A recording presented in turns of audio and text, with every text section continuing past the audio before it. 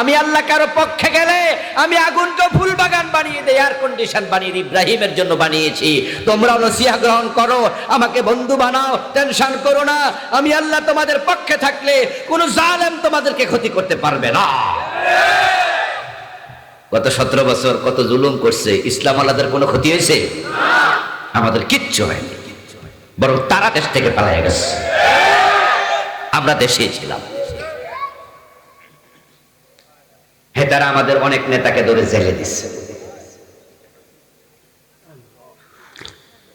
গত 17 বছর জেল খেটেছে, 15 বছরে জেল খেটছে, একবার, দুইবার, তিনবার, পাঁচবার। এমন অনেকের সাথে আমার পার্সোনাল কথা, যোগাযোগ। আমাকেও 3 বার অ্যারেস্ট করেছে, কিন্তু আমাকে জেলে নেয়নি। 3 বার ধরছে, 3 বারে ঘুরে এগারে ছেড়ে দিচ্ছে। হয়তো জেলখানার ভাত আমার নসিবে লেখা ছিল না, এই জন্য নেয়নি। আবার কারোর একবার ধরেই নিয়ে গেছে 3 মাস, 4 মাস, 6 মাস, 1 বছর, আছে না? আমরা করবো কার উপর? নিশ্চয়ই ভারতের উপর না, আমেরিকার উপরেও না। আমাদের ভরসা হবে আল্লাহর উপর। ওরা আমাদেরকে ভয় দেখায়, এখনো অনেকে ভয় দেখায়, এ করবো, ও করবো। আমরা বলি ড্যামকে আনি। আমরা তো ইব্রাহিমের সন্তান, আমরা তো আগুনকেও ভয় পাই না। আমরা তো মূসার উত্তরসূরি, আমরা তো সাগরকেও ভয় পাই না। আমাদেরকে ভয় পাওয়ানো যায় না, আমরা একজনকে ভয় পাই। চিৎকার দিয়ে বলুন, তিনি কে? আমরা আল্লাহকে ভয় পাই। আমরা সাময়িক টুপি মাথায় দিই না, আমরা সাময়িক নামাজ পড়ি না। এই টুপি আমাদের সব সময়, এই দাড়ি আমাদের সব সময়, ইসলাম আমাদের সব সময়। আমরা সিজনাল মুসলিম না, আমরা 24 ঘন্টা মুসলিম, 12 মাস মুসলিম, আমরা পুরা জীবন মুসলিম। ইন্নানি মিনাল মুসলিম, পরিচয় যে আমরা মুসলিম, আমাদের ধর্ম ইসলাম। এই জন্য আমরা রাষ্ট্রে ইসলাম কায়েম করতে চাই। সম্মানিত দিনী ভাইরা, আমি আপনাদের সম্মুখে পবিত্র কোরআন মাজিদ থেকে সূরাতুল আহজাবের 41 এবং 42 দুটি আয়াতে কারিমা তেলাওয়াত করেছি। প্রিয় নবী সাল্লাল্লাহু আলাইহি ওয়াসাল্লামের পবিত্র মুখ নসৃত ছোট ছোট দুটি হাদিস পড়েছি, একটি হাদিসে কুদসি আর একটি হাদিসে নববী। আল্লাহ তাআলা তৌফিক দিলে এখান থেকে কিছু কথা বলবো ইনশাআল্লাহ। আমরা সকলে জানি কোরআন হচ্ছে ডিভাইন গাইড বুক, স্বর্গীয় পথ নির্দেশনা। এ কোরআন হচ্ছে হেদায়াতের একমাত্র কিতাব এবং এটার আলোচ্য বিষয় হচ্ছে মানুষ,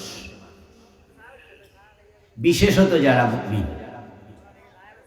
এই জন্য কোরআনের অসংখ্য জায়গায় আল্লাহ মুমিনদেরকে আদরের সাথে ডেকেছেন ইয়া আইয়ুহাল্লাযীনা আমানু বলে। আজকে আমার তিলাওয়াতকৃত আয়াত ঠিক এই ইমানদার বলে আল্লাহ শুরু করেছেন। যেহেতু তিনি এটা মুমিনদের জন্য, বিশ্ব মানবতার জন্য নাজিল করেছেন, ডেকে তিনি কিছু নসিহা করেন। কোরআন হচ্ছে মাওয়াইজা, এটা উপদেশের কিতাব, এটা যিকির।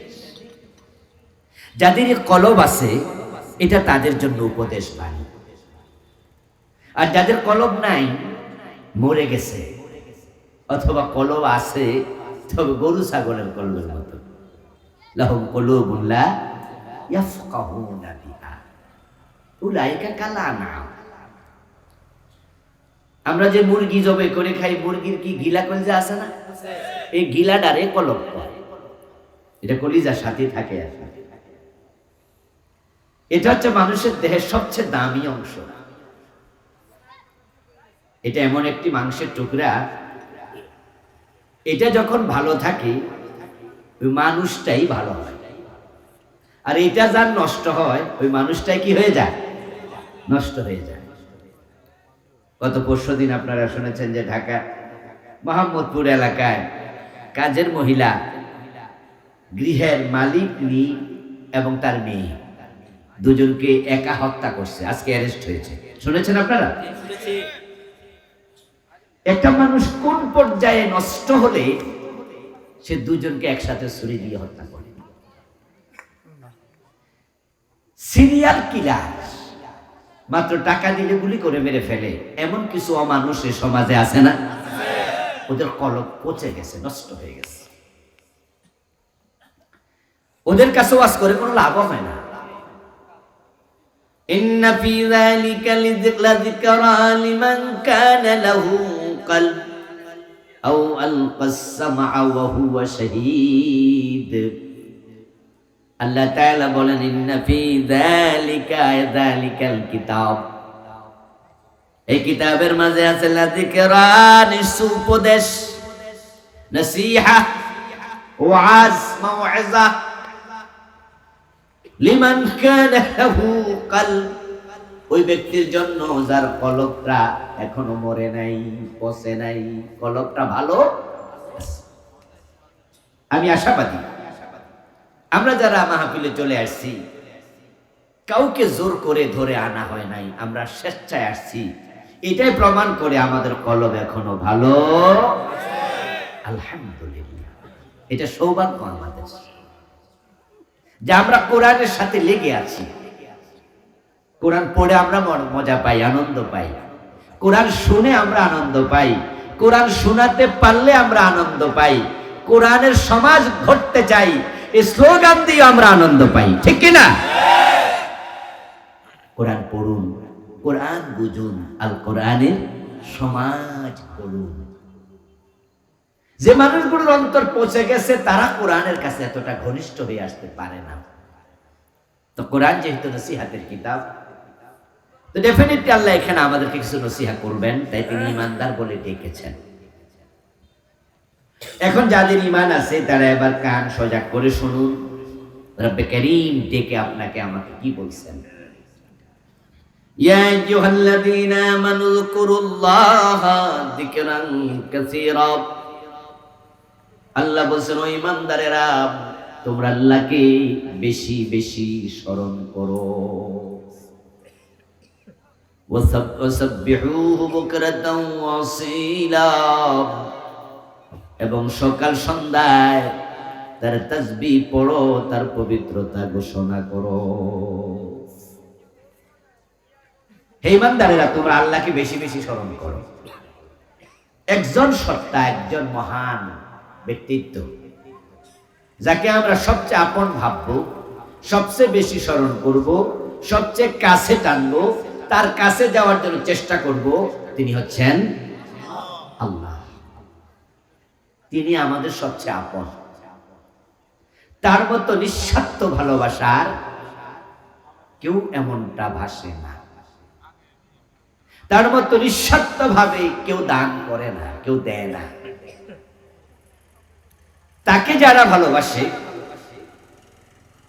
তিনি তাদেরকে ভালোবাসেন, তাকে যারা ভালোবাসে না তিনি তাদেরকেও ভালোবাসেন।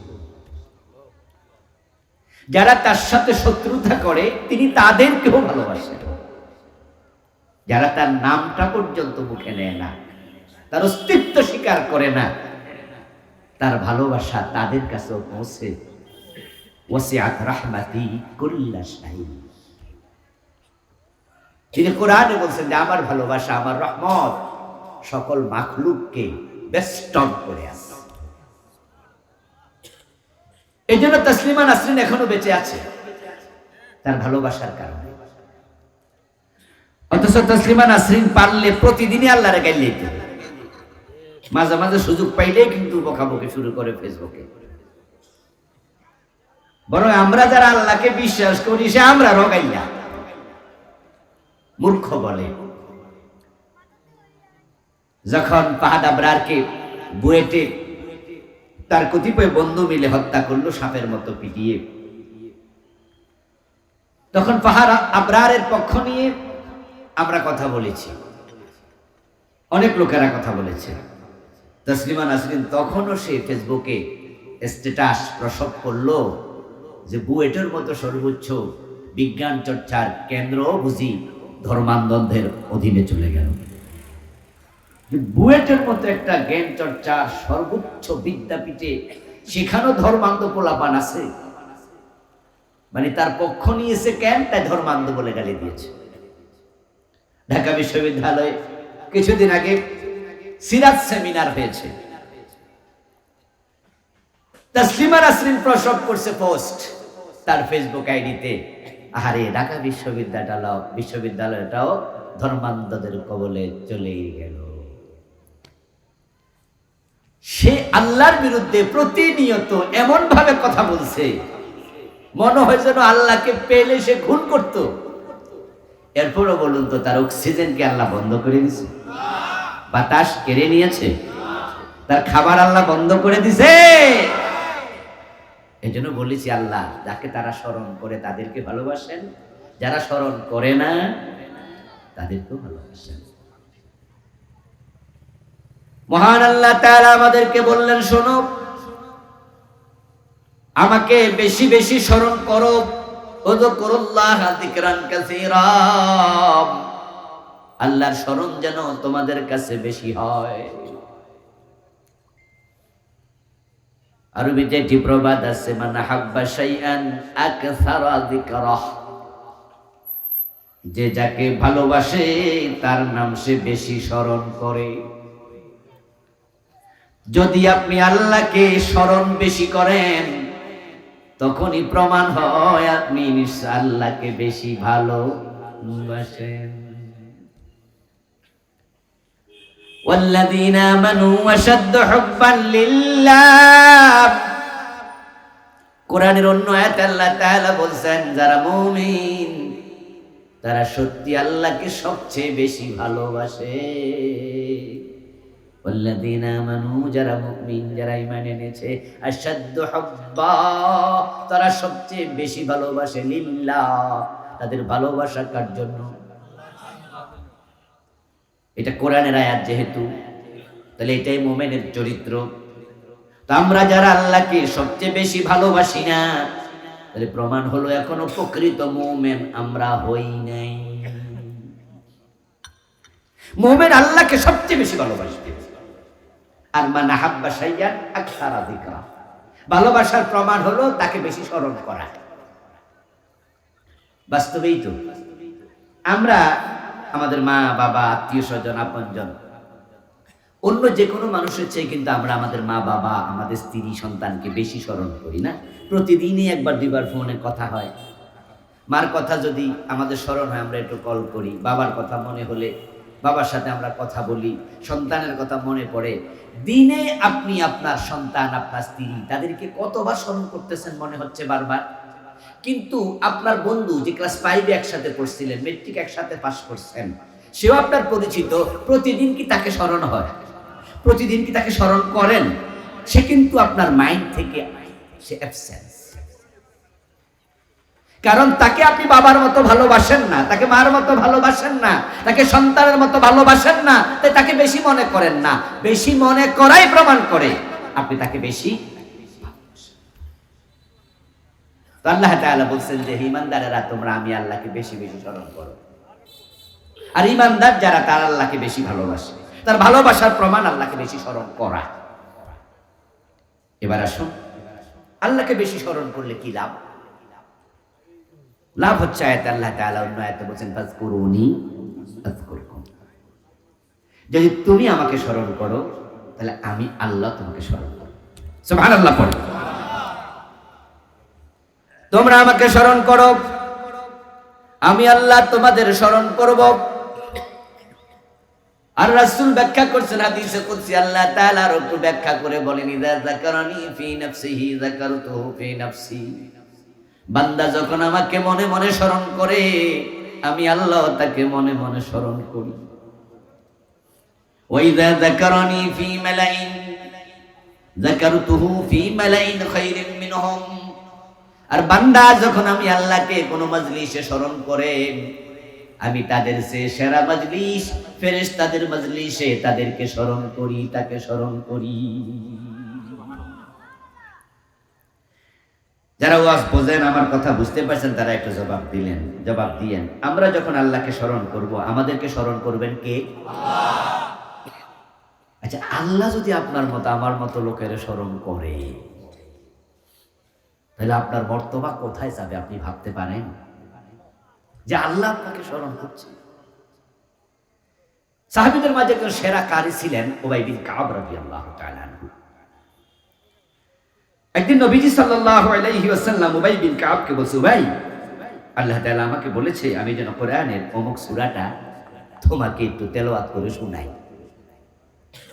উবাই বিন কাব রাদিয়াল্লাহু তাআলা আনহু বলেন, ইয়া রাসূলুল্লাহ, আসাম্মানি আল্লাহ, আল্লাহ কি আমার নাম নিয়ে বলেছে? নবীজি বলেন, হ্যাঁ উবাই, আল্লাহ তোমার নাম নিয়ে আমাকে বলেছে এই সূরাটা আপনি উবাইকে শোনাইয়েন। এই কথা শুনে হযরত উবাই কান্না শুরু করলেন। নবীজি বলছেন, উবাই তুমি কাঁদছো কেন? বলে, হুজুর, আনন্দের কান্না যে মহান আল্লাহ আমার স্মরণ করে, আল্লাহর মুখে আমার নাম। এর চেয়ে বড় তৃপ্তি, এর চেয়ে বড় পাওনা আর আছে কি? আমরা যখন আল্লাহকে বেশি বেশি স্মরণ করব, আল্লাহ আমাদেরকে বেশি বেশি স্মরণ করবে। আমাদেরকে যদি আল্লাহ স্মরণ করে একটু কাছে জায়গা দেয়, মাল্লাহুল মাওলা,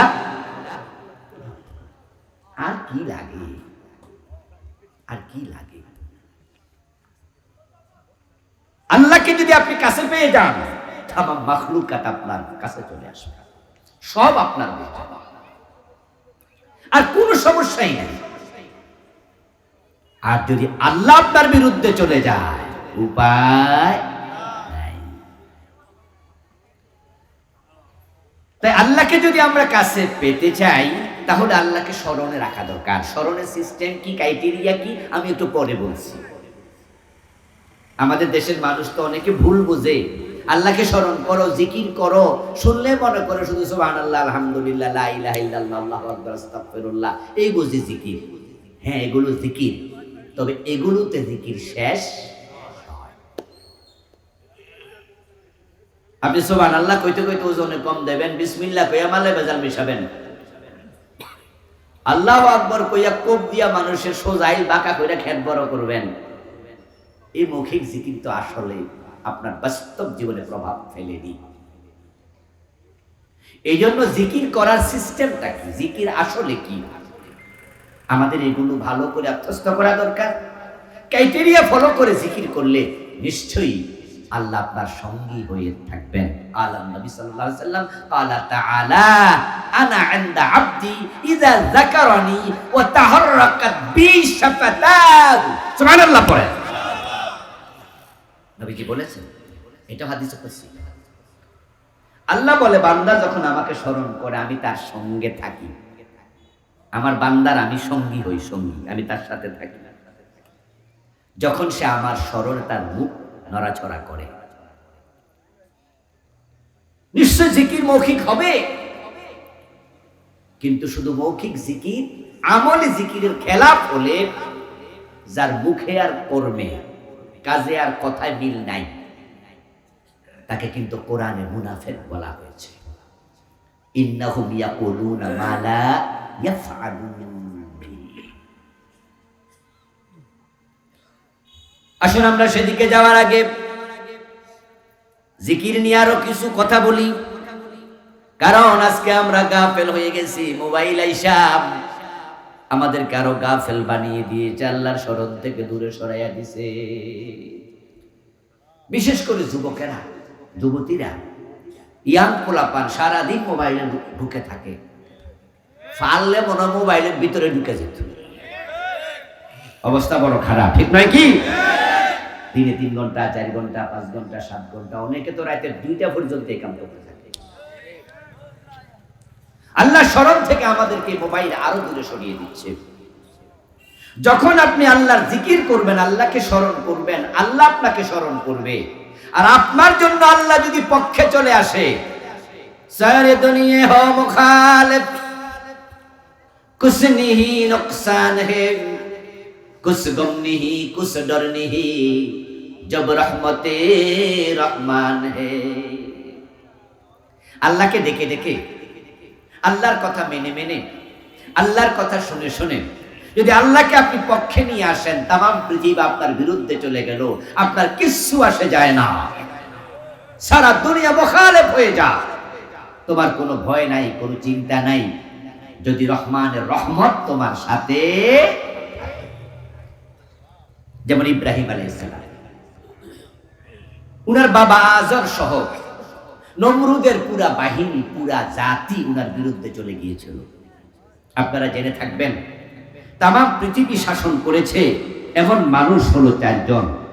2 জন হলো কাফের, 2 জন হলো মুসলিম।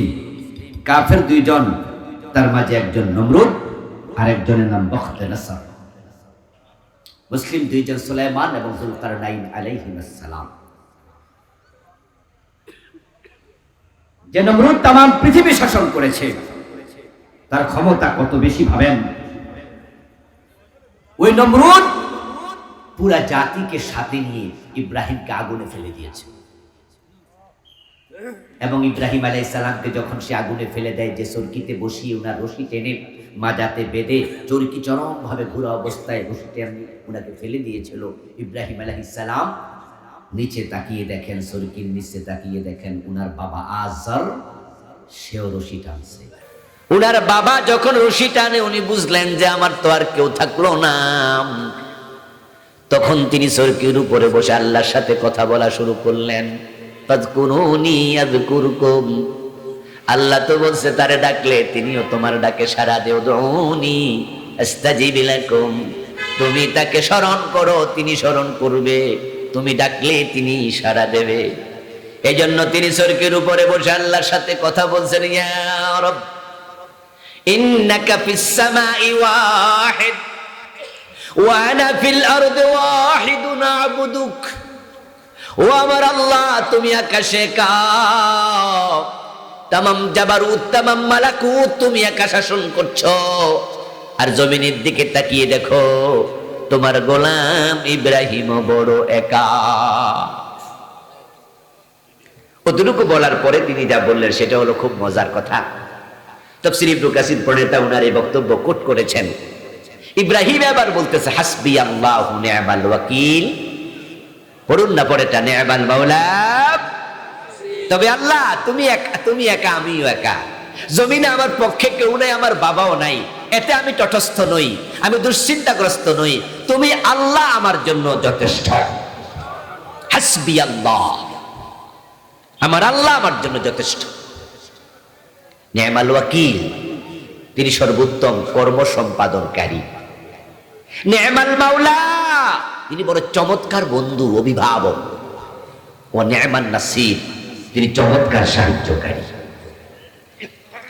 ইব্রাহিম আলাইহিস সালাম ওই একা চরকির উপরে বসে অভিভাবক হিসাবে, বন্ধু হিসাবে আল্লাহকে যথেষ্ট বলেছেন। যখন আল্লাহর সাথে এই সম্পর্ক উনার স্থাপন হলো, আল্লাহকে জানাইয়া দিলেন, আপনাদের কাছে আমি জবাব চাইবো, আল্লাহ কি উনার জন্য যথেষ্ট হন নাই? এটাই হলো ফাযকুরুনি আযকুরকুম। ইব্রাহিম আলাইহিস সালামকে আল্লাহ তাআলা নিজের বুকে টেনে নিলেন, কোলে টেনে নিলেন, রহমতের চাদর দিয়ে আবৃত করে ফেললেন। তিনি আগুনে পড়ে গেলেন। তামাম জাতি তাকে পুড়িয়ে দিতে চেয়েছিল, জ্বালিয়ে দিতে চেয়েছিল, কিন্তু আল্লাহ যার পক্ষে থাকে তার ক্ষতি করার ক্ষমতা পৃথিবীর আর কারো থাকে না। ইব্রাহিম আলাইহিস সালাম আগুনের ভিতরে 40 দিন ছিলেন। কিছু হয়েছে? কোন ক্ষতি হয়েছে? ইন্নান নারা লাম তারিক মিনহু ইল্লা ওয়াসাকা। তাফসীর ইবনে কাসির প্রণেতা লিখেন, তিনি 40 দিন আগুনের ভিতরে ছিলেন। তারা হাতে পায়ে রশি বেঁধে উনাকে আগুনে ফেলে দিয়েছিল। আগুন হাতের পায়ে রশিগুলো জ্বালিয়ে খেয়ে উনাকে মুক্ত করেছে, কিন্তু আগুন উনার গায়ের পশমটাও টাচ করে নাই, গায়ের পশমও টাচ করে নাই। আল্লাহ তাআলা উনাকে ওই আগুনের ভিতরে খুব আরামে রাখছেন। কেমন আরাম আমরা জানি না। তবে ইব্রাহিম আলাইহিস সালাম তিনি জীবনের শেষ দিকে উনার নাতি ফুটির সাথে গল্প করতে গিয়ে মাঝে মাঝে বলতেন, উনি লম্বা হায়াত পেয়েছিলেন তো 250 বছর, 175 বছর জীবিত ছিলেন। অনেক নাতি নাতকুন উনি পেয়েছে। উনাদের সাথে গল্প করতে গিয়ে বলতেন, আমার লম্বা হায়াতে আমি যত আরাম আয়েশ উপভোগ করেছি, সবচেয়ে বেশি আরামে ছিলাম নমরুদের আগুনের ভিতর। তারা ফেলেছিল কষ্ট দিতে, আর উনি কয় আমার আল্লাহ সবচেয়ে বেশি এর ভিতরে আরাম দিছে। কুল্লা ইয়া নারু কুনি বারদান ওয়া সালামান আলা ইব্রাহিম। আমার আলোচনা সেদিকে নয়, এগুলো আপনারা জানেন। এই যে ইব্রাহিমকে আল্লাহ তাআলা আগুনের ভিতর আরামে রেখেছিলেন, এই আলোচনা তো আল্লাহ কোরআনের আয়াতে বলেছেন। অথচ কোরআন তো নাজিল হয়েছে ইব্রাহিমের ইন্তেকালের 2500 বছর পর। কোরআন আসলো ইব্রাহিমের 2500 বছর পর। আজ থেকে 4000 বছর আগে ইব্রাহিম আলাইহিস সালাম তিনি ইন্তেকাল করেছেন। তো 2500 বছর পরে ইব্রাহিমের জন্য আল্লাহ তাআলা অগ্নিকুণ্ডকে ফুলবাগান বানিয়েছিলেন, এসি বানিয়েছিলেন। এই কথা কোরআনের আয়াত বানিয়ে নাজিল করে আমাদেরকে শোনায় কেন? কোরআন কি ইতিহাসের কিতাব? এটা জিকির, এটা মাওয়াজা, এটা নসিহা। ইতিহাস হিসাবে আল্লাহ শোনায় না। আল্লাহ বুঝাইয়া দিলেন, আমি আল্লাহ কারো পক্ষে গেলে আমি আগুনকে ফুল বাগান বানিয়ে দেই, এয়ার কন্ডিশন বানিয়ে ইব্রাহিমের জন্য বানিয়েছি। তোমরাও নসিহা গ্রহণ করো, আমাকে বন্ধু বানাও, টেনশন করো না। আমি আল্লাহ তোমাদের পক্ষে থাকলে কোন জালেম তোমাদেরকে ক্ষতি করতে পারবে না। গত 17 বছর কত জুলুম করছে, ইসলাম আল্লাহদের কোনো ক্ষতি হয়েছে? আমাদের কিচ্ছু হয়নি, বরং তারা দেশ থেকে পালিয়ে গেছে, আমরা দেশে ছিলাম। তারা আমাদের অনেক নেতাকে ধরে জেলে দিচ্ছে। গত 17 বছর জেল খেটেছে, 15 বছরে জেল খেটছে, 1 বার 2 বার 3 বার 5 বার। এমন অনেকের সাথে আমার পার্সোনাল কথা যোগাযোগ। আমাকেও 3 বার অ্যারেস্ট করেছে, কিন্তু আমাকে জেলে নেয়নি। 3 বার ধরছে, 3 বারে ঘুরে এগারে ছেড়ে দিচ্ছে। হয়তো জেলখানার ভাত আমার নসিবে লেখা ছিল না, এই জন্য নেয়নি। আবার কারোর 1 বার ধরেই নিয়ে গেছে 3 মাস, 4 মাস, 6 মাস, 1 বছর, আছে না? আমার 3 বার ধরছে। একদিন তো বহু রাত পর্যন্ত আটকে রেখে 3 থানায় নিছে। ধরছে কিশোরগঞ্জ ফুলের ঘাট নামক একটা এলাকা, কটিয়াদি থানা। ওখানে ধরে নিল পাকুন্দিয়া থানায়। থানায় অনেকক্ষণ বসায় রেখা আবার নিল কিশোরগঞ্জ সদর থানা। সদর থানাকে থেকে নিল পাকুন্দিয়া থানার কাছাকাছি যাইয়া, সেখান থেকে আবার ফিডব্যাক করে নিয়ে গেছে কটিয়াদি থানা। ওই থানায় নিয়ে অনেকক্ষণ গভীর রাত পর্যন্ত বসায় রেখা, পরে সাদা কাগজে সিগনেচার নিয়ে পরে বলছে, আপনি একটু লিখে দেন যে আপনাকে আমরা জিজ্ঞাসাবাদের জন্য ধরেছিলাম, সসম্মানে ছেড়ে দিয়েছি, এটা লিখে সিগনেচার করেন। তারপরে ওসি সাহেব আমাকে ছাড়লো। আমাকে জেলে নেয়নি, কিন্তু আমাদের অসংখ্য ভাইকে জেলে নিয়েছে। আমি আলাপ করেছি তাদের সাথে, যারাই জেলে গিয়েছে অধিকাংশ বলেছে তাহাজ্জুদ পড়তো না, আগে জেলে গিয়ে তাহাজ্জুদ পড়া শুরু করেছে। তো কি ক্ষতি করলা? আরো জেলে নিয়ে তাহাজ্জুদওয়ালা বানাইলা। জেল থেকে বেরিয়েছে এমন অনেক ভাই, 1-2 জন না, ডজন ডজন ভাইয়ের সাথে আমার কথা।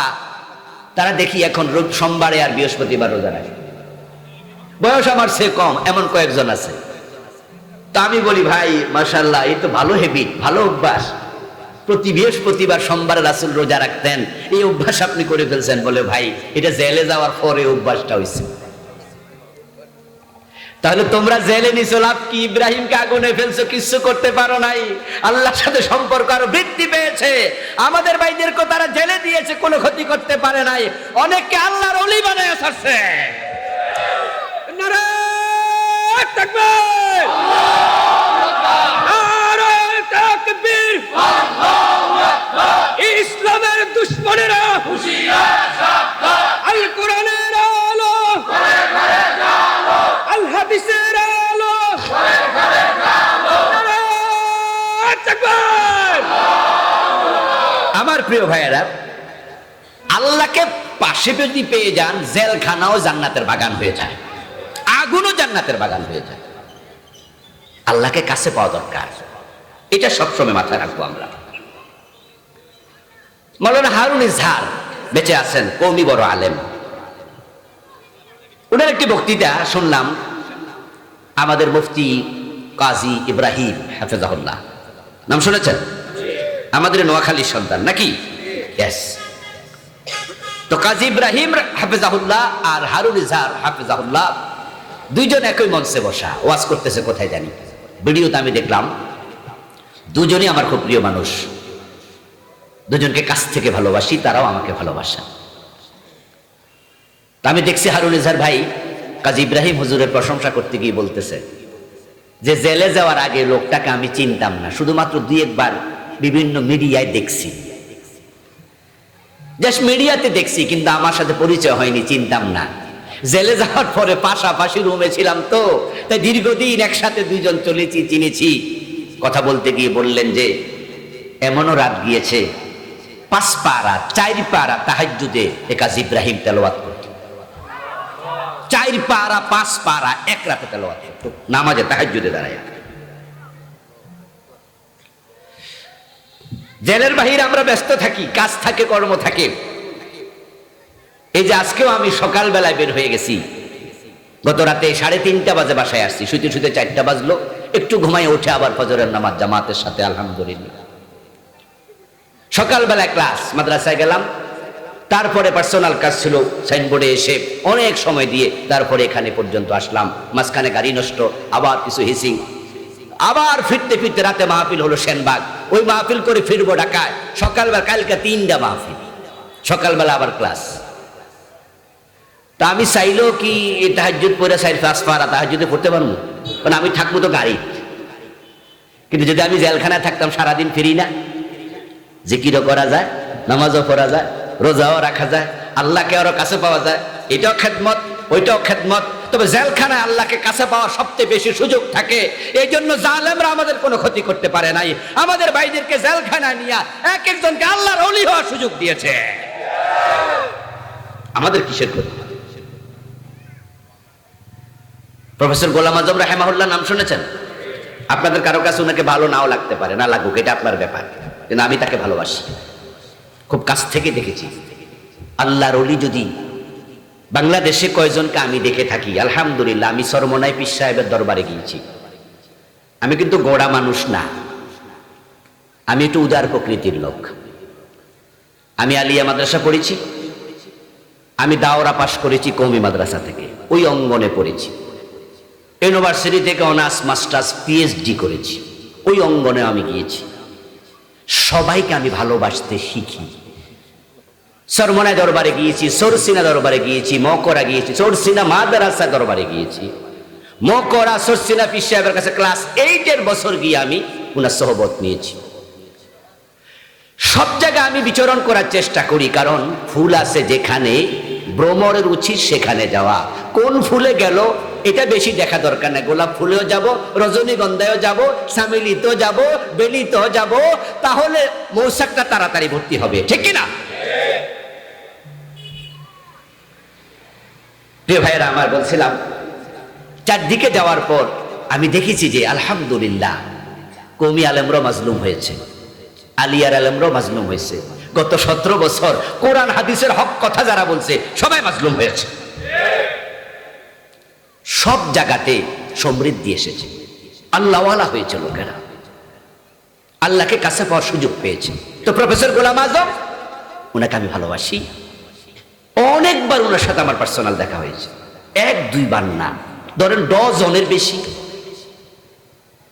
আমাকে সামনে থেকে যেই কয়জন আল্লাহর ওলি মনে হয়েছে লোকদেরকে, তার মাঝে উনি একজন।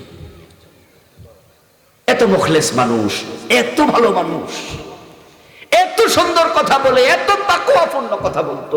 আপনার কাছে উনি রাজাকার, এটা আপনার ব্যাপার। স্বাধীনতার সময় আমার জন্ম হয়নি, 75-এ আমার জন্ম। এই জন্য আমি আগের অধ্যায় নিয়ে কথা বলতে চাই না, আমি পিছনে কে কি করলো সেটা দেখতে চাই না, আমি সামনের দিকে তাকাতে চাই। পিছনে তো হযরত ওমরের হাতেও তলোয়ার ছিল, রাসূলের কল্লা কাটতে আর ছিল না, কিন্তু আমরা ওমরের সে অধ্যায় নিয়ে আলোচনা করি। আমরা তো দেখি জীবন্ত তাজা ওমর, যিনি নবী হলেই রাসূলের পরে ওমর হতো সেই নবী। আমরা তো এই ওমরকে নিয়ে কথা বলি, তলোয়ার হাতে নিয়ে রাসূলকে কাটতে আসছে, ওটা নিয়ে আমরা সংক্ষেপে 1-2 মিনিট বলি। মূল ঘন্টার পর ঘন্টা ওমরের এই শাসন নিয়ে। এটা ওনার গ্লোরিয়াস লাইফ, এটা আসরু আয-যাহাবী, এটা তার সোনালী অধ্যায় জীবনের।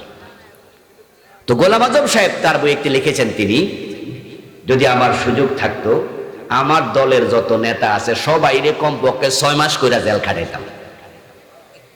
উনি বলছে যদি আমার ক্ষমতা থাকতো আমার দলের নেতা, যেগুলো ওনার দলের নেতা মানে রোকন শব্দ বলছে, যে আমার দলের রোকন দি সব দিনে 6 মাস করে জেল দিতাম। কেন? কারণ তিনি বলেছেন জেলখানায় গেলে আল্লাহকে কাছে পাওয়া যায়।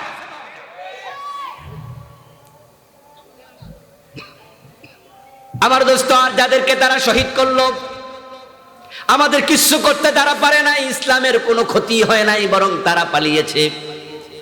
আমাদের যারা শহীদ হলো, যদিও আমরা কষ্ট পাই তাদের কথা স্মরণ করে, তবে শাহাদাতের চেয়ে দামি কোন উপহার আল্লাহর পক্ষ থেকে আর। এজন্য আমরাও কি শহীদ হওয়ার তামান্না করি না? কলিজা থেকে করি, কলিজা থেকে করি। কাবার চারপাশে হেঁটে হেঁটে অনেক দিন শুধু তাওয়াফ করেছি, আর তাওয়াফে একটা দোয়াই পড়েছি, আল্লাহুম্মা রযুকনি শাহাদাতান ফি সাবিলিক। আল্লাহ শাহাদাত দিও, শাহাদাত, শাহাদাত দিও। নিজের বাসার বিছানা সাজে মুখ থুবড়ে পড়ে মরার চেয়ে যুদ্ধের মাঠে মরা উত্তম, শাহাদাতের মৃত্যু উত্তম, ফাঁসির মৃত্যু উত্তম। অন্য কেউ গুলি করে দেবে, আমার কলিজা জাজরা হয়ে যাবে। আল্লাহর কোরআনের পক্ষে এমন মৃত্যুকে আমি কামনা করি। তো যারা আমাদের শহীদ হয়েছে তাদেরও কোনো ক্ষতি তারা করতে পারেনি, কারণ তারা জান্নাত পেয়ে গেছে। শাহাদাত মানে কি? ডিরেক্ট জান্নাত। এজন্য বলছে আল্লাহকে স্মরণ করলে আল্লাহ আপনার প্রিয় হবে, তাম দুনিয়া আপনার পক্ষে চলে আসবে, কোনো সমস্যা নাই, আগুনও আপনার পক্ষে চলে যাবে। আর যারা ক্ষতি করতে চাইবে তারা নিজেরা ক্ষতিগ্রস্ত হবে। এজন্য আল্লাহর জিকির আমরা সব সময় করব। দুনিয়া এক আশ্চর্য জায়গা, এখানে মানুষ যদি নিজেকে ভালো রাখতে চায়, ভালো কাজ তার খুব বেশি করা উচিত। বাংলা একটি প্রবাদ আছে, মানুষ বলে, আরে ভালো কইরা অত ভালো পাওয়া যায় না, বলে না? আর খারাপ কইরা ভালো থাকবেন, ফিডব্যাক ভালো হবে না। কারোর সাথে ঝগড়া লাগলে আপনি রেগে গিয়ে তার দিকে আঙ্গুল তুলে বলেন, নাই বেটা তোরে খাইছি এবার যা, এরকম একটা কথা বলে না মানুষ? আঙ্গুল দিয়ে একটা তোরে এবার খাইছি যা। লক্ষ্য করবেন, আঙ্গুল মোট 5টা, তার মাঝে তোরে খাইছি করলে সামনের দিকে 2টা গেছে, বুড়িগাটা গেছে আর শাহাদাতটা গেছে, আর বাকি 3টা আমনের দিকে ফিরে আমনের হয় 2জন অধিকার, 3জন তোর জন্য আমরা আছি যা। কামাতা দিন তুদান, কামাতা দিন তুদান। এমন কাজ করবেন না যে কাজে আল্লাহ রেগে যাক। বিশেষ করে জুলুম, যদি কোনো মানুষ জুলুম করে আল্লাহ তাআলা তার বিপক্ষে চলে যায়। আল্লাহকে পক্ষে রাখুন, তামাম পৃথিবী আপনার জন্য। আল্লাহকে খেপিয়ে দিবেন, তামাম দুনিয়া উল্টে যাবে। এমন গজব আল্লাহ আপনার উপরে দেবে, আপনাকে বাঁচানোর ক্ষমতা পৃথিবীর কারো থাকবে না। যেমন ফেরাউন, নবী মুসা আলাইহিস সালামের উপরে কি জুলুমটা করলো। বনি ইসরাইলদের বাচ্চাদের জন্মের পর তাদেরকে জবে করে দিত। ইউযাববিহুনা আবনাহুম ওয়া ইস্তাহিয়ুনা নিসাআহুম, মেয়ে হলে ছেড়ে দিত, ছেলে হলে জবাই করে দিত। মুসাকে ঠেকাতে হবে। সে স্বপ্নে দেখেছিল তার রাজদরবার জ্বলে যাচ্ছে, পুড়ে যাচ্ছে, আর জ্যোতিষ তাকে বলেছিল একটা ছেলের জন্ম হবে বনি ইসরাইলে, যে আপনার পতনের কারণ হবে। তবে সে ছেলেটি এখনো জন্ম নেয়নি। এই হাত পাকা লাগবে, এই হাত পাকা অত বেটে বেলবেন। ওই ছেলেটি এখনো জন্ম নেয়নি। তখন সে সার্কুলার দিল, তাহলে বনি ইসরাইলের কোন ছেলে শিশু আমি বাঁচিয়ে রাখবো না, সব জবাই করে দেব। মায়ের কোলে সদ্য প্রসূত বাচ্চাকে জবে করতে শুরু করে দিল। এর মাঝেও রাখে আল্লাহ আমারে কে? হযরত মূসা আলাইহিস সালাম বরং ফেরাউনের কোলে লালিত পালিত হয়ে বড় হলো। সিদ্ধান্ত আপনারটা আমারটা বাস্তবায়ন হয় না। পানিতে ভাসিয়ে পানিতে ভাসিয়ে দেওয়া হলো। এগুলো কাহিনী জানা। ওই পানির নৌকাটা, ছোট্ট নৌকাটা ভাসতে ভাসতে ফেরাউনের ঘাটেই তো গেল।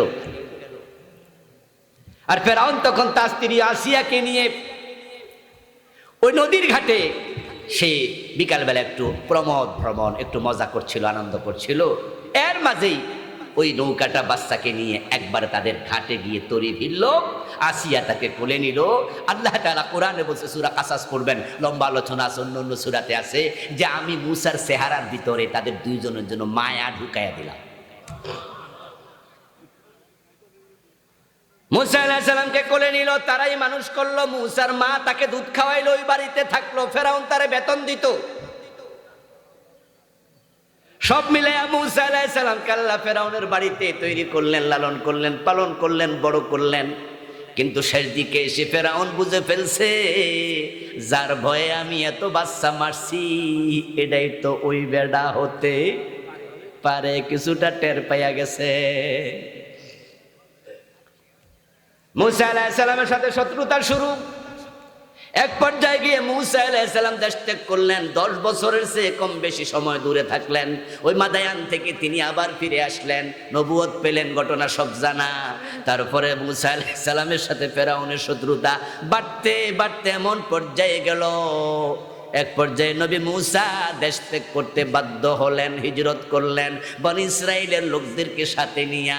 ফেরাউন খবর পাইয়া এবার বলল, না না, মুসাকে থাকতেও দেব না, যেতেও দেব না, তাদেরকে ধরে এনে সবগুলাকে শুলে চড়াবো। সৈন্য নিয়া পিছনে লোক দাওয়া করলো। মুসা আলাইহিস সালামের লোকেরা নদীর তীরে, সাগরের তীরে পৌঁছে গেল। পৌঁছে দেখে সামনে সমুদ্রের অথই জলরাশি, বাহারে আহমার লোহিত সাগর। ওখানে পৌঁছে এবার লোকজন মুসা আলাইহিস সালামকে বলতেছে, মুসা, তুমি যা আমাদেরকে সাথে লইয়া এদিকে আইলা, তো সামনে যে সাগর, এখন কই যাইবা?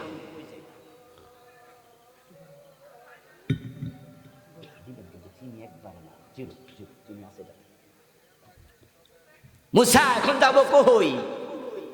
কোরআনে আছে, তারা বলছে ইন্না লামুদরাকুন। ইন্না, ইন্না অর্থ কি? ইন্না টান আছে, নিশ্চয় আমরা। লামুদরাকুন, লামে তাকিদ। ফ্যান বন্ধ হয়ে গেছে আবার। ইন্না লামুদরাকুন, আমরা ধরা তো খেয়ে গেলাম। ওই তো দেখা যায় ফেরাউন আসতেছে সৈন্য নিয়ে, আমরা সাগরের তীরে দাঁড়ায় আছি, এখন তো সে আমাদেরকে ধরে হত্যা করবে। তুমি কেন আমাদেরকে নিয়ে আসলা? মুসা আলাইহিস সালাম নিজে নিজে সিদ্ধান্ত নিছে না আল্লাহর সিদ্ধান্ত? উনি যে সবাইরে লইয়া আসছে, এটা কি নিজে নিজে সিদ্ধান্ত নিছে না আল্লাহ বলেছে? কোরআনে আছে, আল্লাহ বলছে ওয়াসরি বিইবাদি লাইলা ইন্নাকুম মুত্তাবাউন। আল্লাহ বলো, মুসা, রাতের বেলায় আমার বান্দাদেরকে নিয়ে, বনি ইসরায়েলকে নিয়ে তুমি চলে যাও।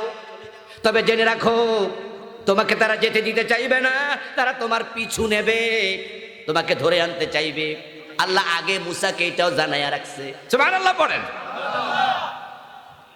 নবীরা নিজে নিজে কোনো কাজ করে না, সব আল্লাহ করায়।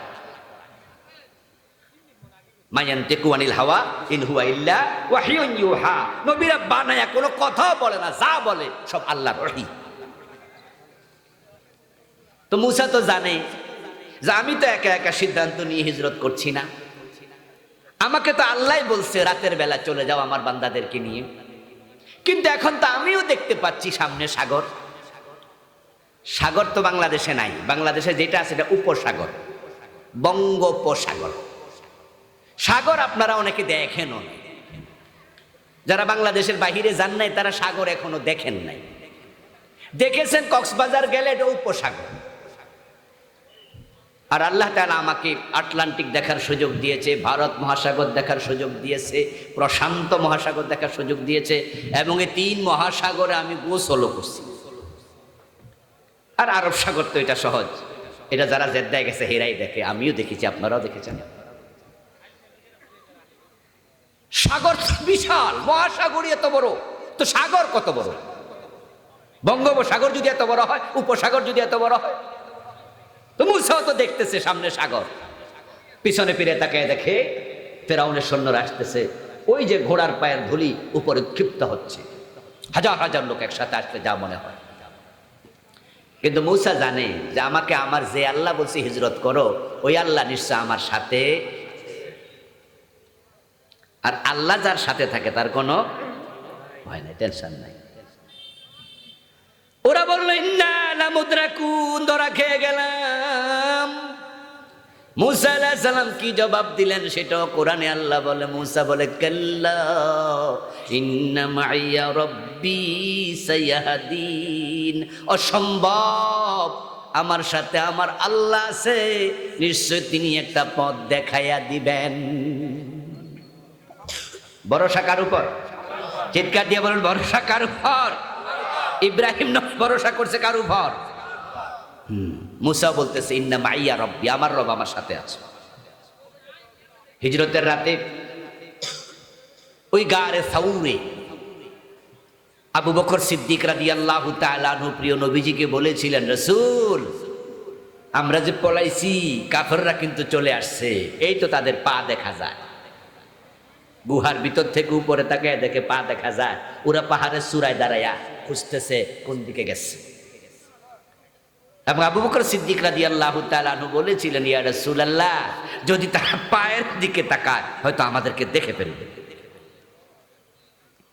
নবীজি কি বলেছিলেন? লা তাহজান ইন্নাল্লাহা, এই আলেম ওলামা ভাইরা বাকিটা বলেন না আপনারা, লা তাহজান ইন্নাল্লাহা।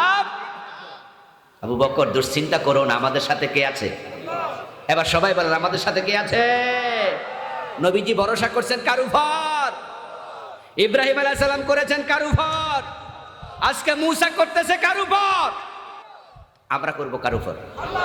নিশ্চয়ই ভারতের উপর না, আমেরিকার উপরেও না। আমাদের ভরসা হবে আল্লাহর উপর। ওরা আমাদেরকে ভয় দেখায়, এখনো অনেকে ভয় দেখায়, এ করব ও করব। আমরা বলি ড্যামকে আর, আমরা তো ইব্রাহিমের সন্তান, আমরা তো আগুনকেও ভয় পাই না, আমরা তো মুসার উত্তরসূরি, আমরা তো সাগরকেও ভয় পাই না। আমাদেরকে ভয় পাওয়ানো যায় না, আমরা একজনকে ভয় পাই, চিৎকার দিয়ে বলুন তিনি কে? আমরা আল্লাহকে ভয় পাই, আর তিনি আমাদের সাথে আছেন, এটা আমাদের বিশ্বাস। আল্লাহু ওয়ালিয়্যুল্লাযীনা আমানু ইউখরিজুহুম মিনাজ যুলুমাতি ইলান নূর। আল্লাহ বলে আমি মুমিনদের বন্ধু, আর আমরা তো মুমিন, আমরা মুমিন, আমরা নিজেদেরকে মুসলিম বলে পরিচয় দিয়ে গর্ববোধ করি। আমরা সাময়িক টুপি মাথায় দেই না, আমরা সাময়িক নামাজ পড়ি না। এই টুপি আমাদের সব সময়, এই দাড়ি আমাদের সব সময়, ইসলাম আমাদের সব সময়। আমরা সিজনাল মুসলিম না, আমরা 24 ঘন্টা মুসলিম, 12 মাস মুসলিম, আমরা পুরা জীবন মুসলিম। ইন্নানি মিনাল মুসলিম, পরিচয় যে আমরা মুসলিম, আমাদের ধর্ম ইসলাম। এই জন্য আমরা রাষ্ট্রে ইসলাম কায়েম করতে চাই। আমাদেরকে কিসের ভয় পাবে তোমরা? মুসা আলাইহিস সালাম বললেন কাল্লা ইন্না মাইয়া রব্বি সায়াহদিন, কোনো ভয় নাই, আল্লাহ আমার সাথে আছে।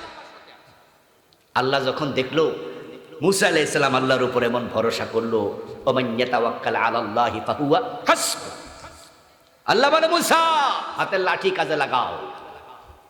লাঠি দিয়ে বাড়ি দিলেন, সাথে সাথে 12টা রাস্তা হয়ে গেল। সুবহানাল্লাহ পড়েন। এই কথাগুলো আল্লাহর কোরআনে আছে না নাই? কোরআনে আল্লাহ ইতিহাস শোনায় না, নসিহা শোনায়, আমাদেরকে বুঝায় ভয় পেও না, আমি আল্লাহ তোমাদের সাথে, টেনশন করো না। এবার আল্লাহ খেপেছে কিন্তু ফেরাউনের উপরে। মুসাকে তো দিলেন বাঁচাইয়া, 12 রাস্তা বানাইয়া, ফেরাউনের উপর আল্লাহ দারুণ ক্ষিপ্ত, কারণ সে জালেম, আর জালেমদেরকে আল্লাহ পছন্দ করেন না। এবার তিনি ফেরাউনকে পানিতে ডুবালেন, এগুলো আপনারা জানেন, কিন্তু আমার জায়গা আলোচনার যেটা, সেটা হচ্ছে ফেরাউন যখন পানিতে ডুবে মরে তখন ঘুমে ছিল না, সজাগ। কথা বলে না কেন ভাইয়েরা? ক্ষমতায় ছিল না, পদত্যাগ করছিল, একা ছিল না, সৈন্য ছিল। তো আল্লাহ বুঝাইয়া দিল ঘুমে না, সজাগ রাইখা, পদত্যাগ করে না, ক্ষমতায় রাইখা, একা না, সৈন্য সহ আমি একসাথে ডুবিয়ে দিয়েছি, প্রমাণ হয়ে গেল আল্লাহ ধরলে কেউ বাঁচাতে পারে না। যেমন গত 15 বছরের জালেমরা এত বিজিবি, পুলিশ, এরপরে কি সেনাবাহিনী, র্যাব, এরপরে তাদের আনসার বাহিনী, দলীয় বাহিনী, ক্যাডার বাহিনী, কত কিছু বানাইছে। কিন্তু অগাস্ট মাসে বিপ্লব যখন হলো, জুলাইয়ের 5 তারিখ, এমন ভাবে পালাইতে হয়েছে কেউ বাঁচাতে পারলো না। রান্না করা খাবার খেয়ে পালানোর সময় পাওয়া যায় না। আল্লাহ উল্টাই দিলে সব শেষ। আর আল্লাহ পক্ষে থাকলে সাগর, আগুন কিচ্ছু না। তাহলে আমরা বন্ধুত্ব করবো কার সাথে? জোরে বলেন কার সাথে? আল্লাহকে কাছে রাখুন দোয়ার মাধ্যমে, জিকিরের মাধ্যমে। উদউনি আস্তাজিব লাকুম। আল্লাহ বলছে আমাকে ডাকো আমি সাড়া দেব। ইযা সালাকা ইবাদি আন্নী ফাইন্নী করিব উজিবু দাওয়াতাদ দাঈ ইযা দাআন। ও রাসূল আপনি বলে দিন, মানুষ যদি প্রশ্ন করে আমি কোথায়, আপনি বলুন ফাইন্নী করিব। আল্লাহ বলছে আল্লাহ বড় নিকটে। কত নিকটে? অন্য আয়াতে বলেন নাহনু আকরাবু ইলাইহি মিন হাবলিল ওয়ারিদ। তার কণ্ঠনালী থেকে যে রক্তটা কণ্ঠনালীর সাথে এসে লেগেছে মেরুদণ্ডের ভিতর থেকে এসে, ওই শাহরগ তার যত কাছে, আমি আল্লাহ আরো নিকটে। উজিবু দাওয়াতাদ দাঈ ইযা দাআন। আল্লাহ বলে আমাকে যখনই ডাকে আমি তখনই সাড়া দেই। সুবহানাল্লাহ পড়েন। আল্লাহর কথার উপরে বিশ্বাস আছে না নাই? আল্লাহ বলে যখন ডাকে তখনই সাড়া দিই। দুনিয়ার অফিস বিকাল 5টায় অফ হয়ে যায়, বন্ধ হয়ে যায়, ক্লোজ হয়ে যায়। হাসপাতালে পর্যন্ত রাতের 12টা 1টা বাজে গেলে ডাক্তার পাওয়া যায় না। হাসপাতালেও ডাক্তার থাকে না, ইমার্জেন্সিতে থাকে, কখনো ইমার্জেন্সিতেও পাওয়া যায় না। অফিস আদালত বন্ধ হয়ে যায়। আমার আল্লাহর অফিস 24 ঘন্টা খোলা থাকে, 1 সেকেন্ডের জন্য বন্ধ হয় না। এজন্য মোমেনের কোনো টেনশন নাই। মোমেন তো 24 ঘন্টায় আল্লাহকে কাছে পায়। এই দুনিয়া হচ্ছে এমন একটা জায়গা, এটা বৈচিত্র্যপূর্ণ জায়গা। এখানে কোনো মানুষ চিরসুখী না, কোনো নবীও না। এখানে বিপদ আছে, মুসিবত আছে, অসুস্থতা আছে, রোগ আছে, বিপদ ঝামেলা আছে। আল্লাহর নবী আইয়ুব আলাইহিস সালাম অসুস্থ ছিলেন লাগাতার 18 বছর। নবীদেরও অসুখ হয়েছে, হয় নাই? নবী ইউসুফ আলাইহিস সালাম জেলে ছিলেন 10 বছরের বেশি। আমাদের রাসূল জেলে ছিলেন 3 বছর লাগাতার। নবীজি উনার বাহন থেকে, উনার বাহনের পিঠ থেকে পড়ে গেছেন, পা মস্কায়া গেছে। কয়েক ওয়াক্ত নামাজ উনি বসে বসে পড়ছে, দাঁড়াইতে পারে নাই। বিপদ উনাদেরও আইছে, পাথর মারছে, দাঁত ভাঙছে। বিপদ আমাদেরও আসতে পারে, কিন্তু বিপদ যখন আসবে একটা কাজ করো, বিপদে মুসিবতে সব সময় আল্লাহকে স্মরণে রাখো। আল্লাহকে স্মরণ রাখলে আল্লাহ সব সহজ করে দেবে। অসুস্থতাও নিয়ামত, মন খারাপ করার কিছু নাই। নবীজি বলেছে যখন মানুষ অসুস্থ হয়, হাত্তার শাউকা ইউশাকুহা, একটা কাঁটা যদি দেহে ঢোকে, ইল্লা কাফফারাল্লাহু বিহা খাতায়াহু। আল্লাহ রোগ শোক জ্বর সর্দি কাশ, তোমার কাঁটার আঘাত, এটা রসিল আমল নামার গুনাহ মাফ করে দেয়। আদ-দুআ হুয়াল ইবাদা, দোয়া ইবাদত। অলওয়েজ করো। একজন মুসলিম সারাক্ষণ আল্লাহকে সাথে রাখবে, এটাই হওয়া উচিত মুসলমানের কর্মসূচি। মা আয়েশা বলছেন কানা রাসূলুল্লাহি সাল্লাল্লাহু আলাইহি ওয়াসাল্লাম ইয়াযকুরুল্লাহ আলা কুল্লি আহইয়ানি। নবীজি আল্লাহকে সারাক্ষণ জপতেন, স্মরণ রাখতেন, সারাক্ষণ 24 ঘন্টা অলওয়েজ। আর এমন লোক যারা আল্লাহ তাদের প্রশংসা করছেন, আয-যাকিরিন আল্লাহ কাসীরান ওয়ায-যাকিরাত আ'আদ্দাল্লাহু লাহুম মাগফিরাতান ওয়া আজরান আযীমা। যারা বেশি বেশি আল্লাহকে স্মরণ করে, নারী হোক আর পুরুষ হোক, আল্লাহ বলে আমি আল্লাহ তাদের জন্য ক্ষমা রেডি রাখছি বড় পুরস্কার জান্নাত। সুবহানাল্লাহ। উযকুরুল্লাহ যিকরান কাসীরা। الذين يذكرون الله قياما وقعودا وعلى جنوبهم। আল্লাহ মোমেনদের প্রশংসা করছে, চারিত্রিক বৈশিষ্ট্য বলছে। মোমেনরা দাঁড়ায়ও আল্লাহর জিকির করে, শুয়েও আল্লাহর জিকির করে, তারা বসেও আল্লাহর জিকির করে। এর মানে সার্বক্ষণিক জিকির, এটা মোমেনের জীবনের কর্মসূচি। তাহলে আপনি যখন 6 ঘন্টা ঘুমাবেন, ওই 6 ঘন্টার খবর কি? তখন তো ঘুমে। তো দাঁড়াইয়া জিকির, বসে জিকির, শুইয়া জিকির। তো শুইয়া ঘুমাইয়া গেলে তখন কেমনে জিকির? নিশ্চয়ই তখনও জিকিরের নিয়ম আছে। আমার রাসূল কি ঘুমাতেন না? আচ্ছা, নবীজি কি টয়লেটে যেতেন না? টয়লেটে যে 5 মিনিট থাকবেন, ওই 5 মিনিট কি সুবহানাল্লাহ কোয়া যাইব? কোরআন তেলাওয়াত করা যাবে। তাহলে ওই 5 মিনিট কেমনে জিকির করবেন? মাশাআল্লাহ, একজন উত্তর অলরেডি দিয়ে দিছে। হ্যাঁ, ইসলাম তো সহজ। যদি আপনি দোয়া পড়ে টয়লেটে ঢোকেন, বাম পা দিয়ে ঢোকেন, দোয়াটা পড়ে বের হন, ডান পা দিয়ে বের হন, এই 10 মিনিট জিকিরের অন্তর্ভুক্ত হয়ে যাবে। আপনি ঘুমাবেন 6 ঘন্টা, 5 ঘন্টা, 7 ঘন্টা। যদি আপনি নির্দিষ্ট দোয়া পড়ে ঘুমান, ডান কাতে ঘুমান, অজু অবস্থায় ঘুমান, আবার উঠে দোয়া পড়েন, উঠার যে নিয়ম নামাজ এবার পবিত্রতা, আপনি সুন্নাহ ফলো করে ঘুমান, সুন্নাহ ফলো করে জাগেন, দোয়ার মাধ্যমে ঘুমাবেন, দোয়ার মাধ্যমে জাগবেন, 7 ঘন্টা 6 ঘন্টা ইবাদতে জিকিরে আল্লাহ তাআলা লিখে নেবেন।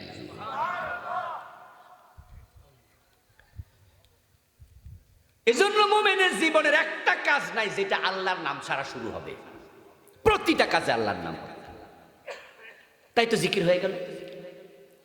আপনি টয়লেটে ঢুকতে দোয়া পড়েন, আল্লাহুম্মা ইন্নী আউযু বিকা মিনাল খুবসি ওয়াল খাবাইস।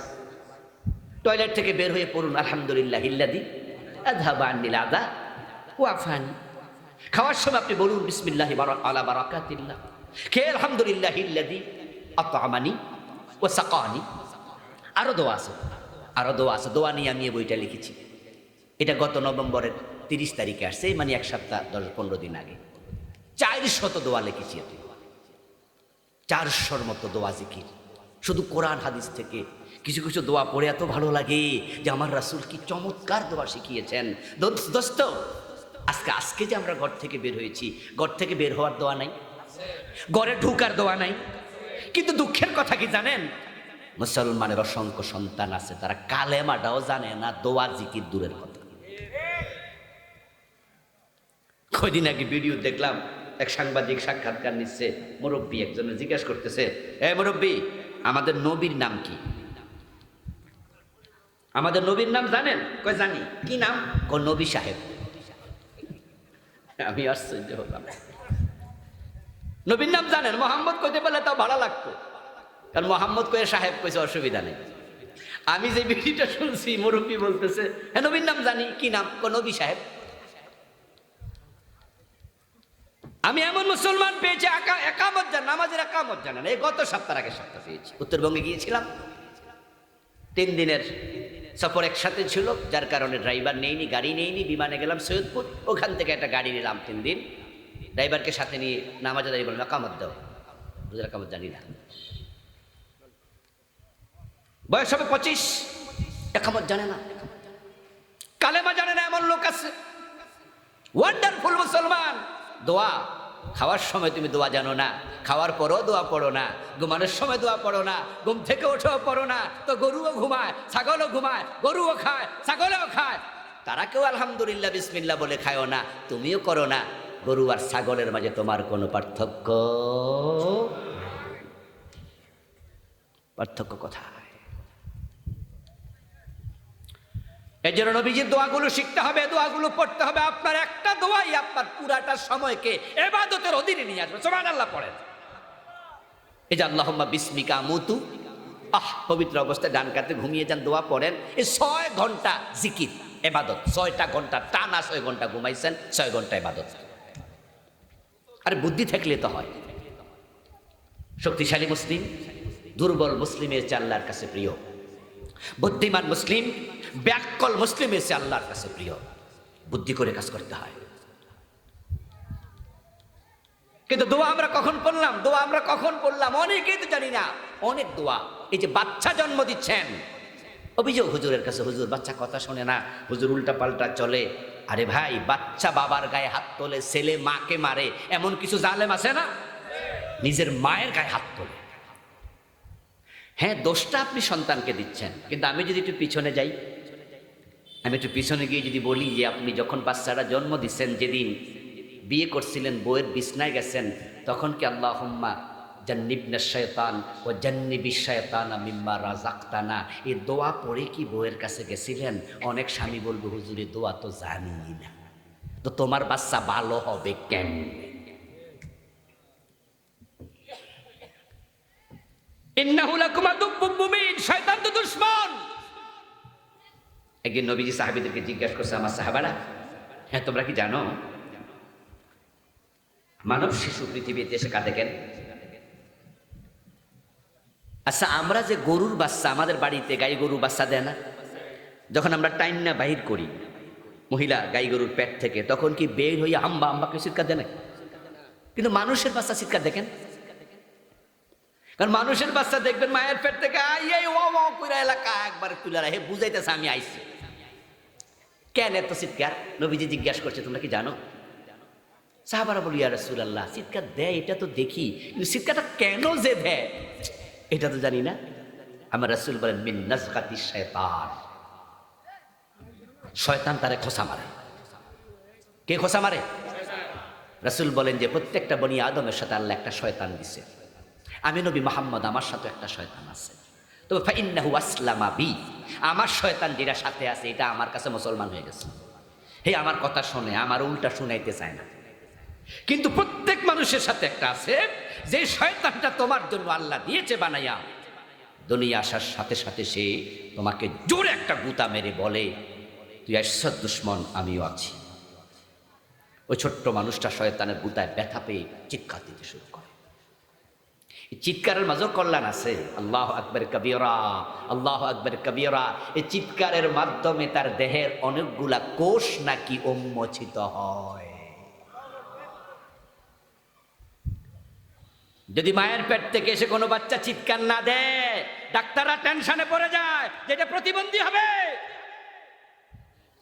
প্রতিবন্ধী হতে পারে। এই জন্য ডাক্তাররা হের ফিডে পাটায় ফাঁসায় থাপড়াইয়া কান্দায়। এমন ভিডিও দেখবেন যে ঠ্যাং তোলা দিয়ে থাপড়াইতেছে। কান বেড়া, কান্দস না কেন? কানলে কয় এবার ঠিক আছে। ফেরদুল হাকিম লা ইয়াখলু আনিল হিকমা, আল্লাহ মহাবিজ্ঞানী, উনার প্রতিটা কাজে হিকমত আছে না না। এখন শয়তান যে বড় দুশ্মন, আপনার সাথে শয়তান আছে, আপনার বউর সাথে আছে না? তো যখন আপনারা স্বামী স্ত্রী কাছাকাছি গেলেন, তখন আপনারা শয়তান থেকে কেন আশ্রয় চাইলেন না? আপনি কেন বললেন না, আল্লাহ আমার যে সন্তান তুমি দিবা, শয়তান থেকে আমাদের বাঁচাও, ওয়াজ্জান্নিবিশ শায়তানা মিম্মা রাযাকতানা, আমাদের সন্তান তাকেও শয়তান থেকে বাঁচাও। আল্লাহর হাতে কেন সুপর্দ করলা না? প্রিয় ভাইয়েরা আমার, জিকির এবং দোয়া এটা জীবনের সঙ্গী হোক আমাদের। এখন জিকির দুই প্রকার, জিকরে লিসানি, জিকরে আমলি।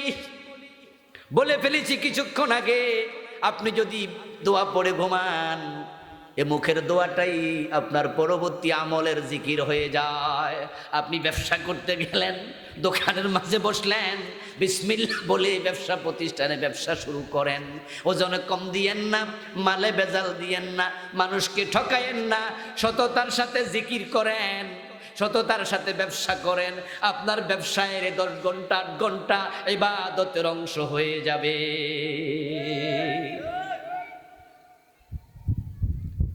কিন্তু আপনি যদি আবার জিকির করতে করতে মালে ভেজাল দেন, ওজনে কম দেন, মানুষ দাড়ি মুখে আছে, মাথায় টুপি আছে, কেন নি?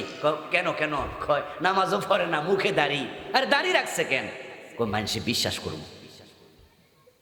কত বড় হারামি! মানুষকে ধোকা দেওয়ার জন্য সুরত চেঞ্জ করে, মানুষকে ধোকা দেওয়ার জন্য পাঞ্জাবি গায়ে দেয়। এমন কিছু জালেম আছে না নাই? নির্বাচনের আগে দিয়া নামাজ ধরে ভোট পাওয়ার জন্য, আছে না? রাস্তায় বইও নামাজ পড়ে, মসজিদ থুইয়া মানুষের দেখাইতো যে আমি নামাজ, আছে না? এমন এগুলো করা যাবে না। মনের খবর কে জানে? তবে হ্যাঁ, মসজিদে জায়গা না পাইলে রাস্তায় নামাজ তো আমরাও পড়ি। কিন্তু গত রাতে আমি শুনছি, গত রাতে আমার মাহফিল ছিল ওই জামালপুর। জামালপুর নাম শুনছেন? একটা জেলা। হ্যাঁ, তো জামালপুরে গিয়ে কালকে রাতে শুনছি একজন ভাই গল্প করতেছে, কয় যে নির্বাচন আসলে নাকি আসরের নামাজও 3 বার 5 বারও পড়ে, এক ওয়াক্ত 5 বার পড়ে। কয় এমন নেতাও আছে। তো আমি কইলাম, ভাই কি কইলেন এটা? কয় হ্যাঁ হুজুর, অজু ছাড়াও পড়ে। মানে মানুষের বুঝায় যে শুধু হেরা ইসলাম ওলা না, আমরাও কি? আপনি শুধুমাত্র মানুষকে ধোকা দেওয়ার জন্য দাঁড়িয়ে রেখেছেন, মানুষকে বিশ্বাস আনার জন্য টুপি মাথায় দিয়েছেন। এগুলো ইবাদত হবে না। যদি সুন্নাহ নিয়তে আপনি ব্যবসা করেন, ব্যবসা ইবাদত। সুন্নাহ মতো কৃষি কাজ করলে এটাও ইবাদত, ঠিক কি না? এটাও জিকির। এজন্য আসুন আমরা আমাদের জীবনের সব জায়গায় প্রতিটা মুহূর্তে সর্বক্ষণ রাসূলের শেখানো পন্থায় চলতে চাই।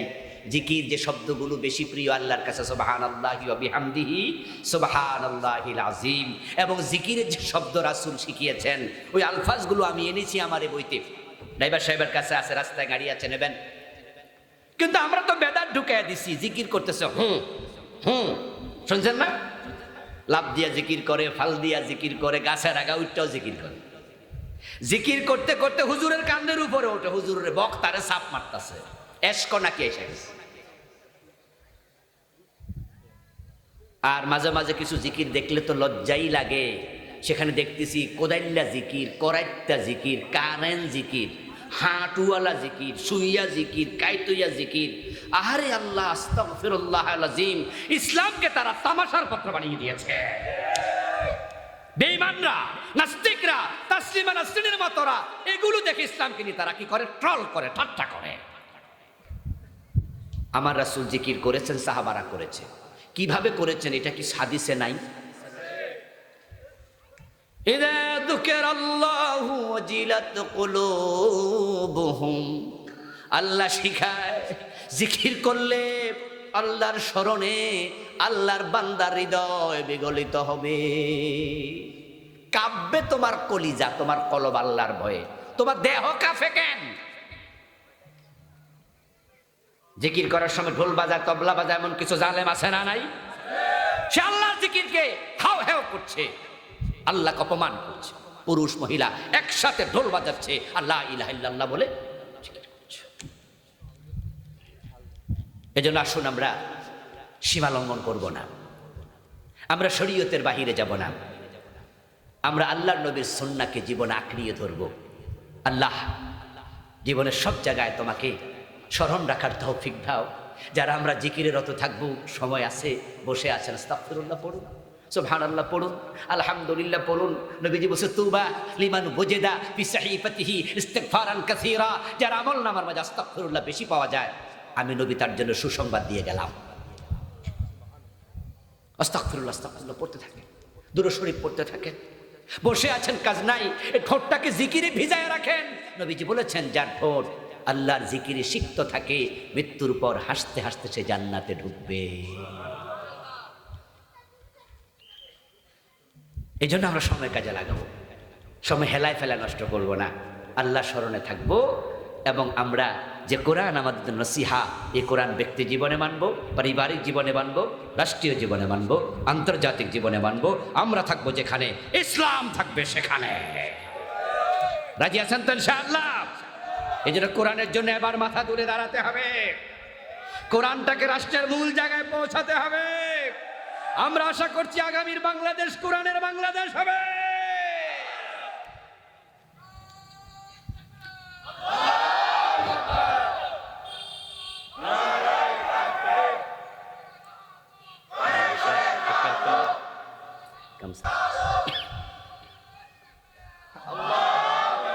আল্লাহ তুমি আমাদের সকলকে তোমার বন্ধু হিসাবে কবুল করো, বলে না আমি। আল্লাহ তুমি আমাদের বন্ধু হয়ে যাও, আবারও বলে না আমি। প্রিয় ভাইয়েরা, আমার আলোচনা চলমান। আমার পরে ইনশাআল্লাহ মাওলানা মুফতি আব্দুল হান্নান ভাই আসবেন, মাওলানা ইমামউদ্দিন মাসুম ভাই আসবেন, অন্য অন্য বক্তারা আসবেন, মাওলানা কারি মোহাম্মদ কাসেম হাফেজাহুল্লাহ হুজুরও আসবেন। আপনারা ইশারের নামাজের পর আবার চলে আসবেন, উঠবেন না, একটু কথা আছে। এখন আমি বিদায় নেব, তার আগে যে মাদ্রাসার উদ্যোগ আজকের এই মাহফিল,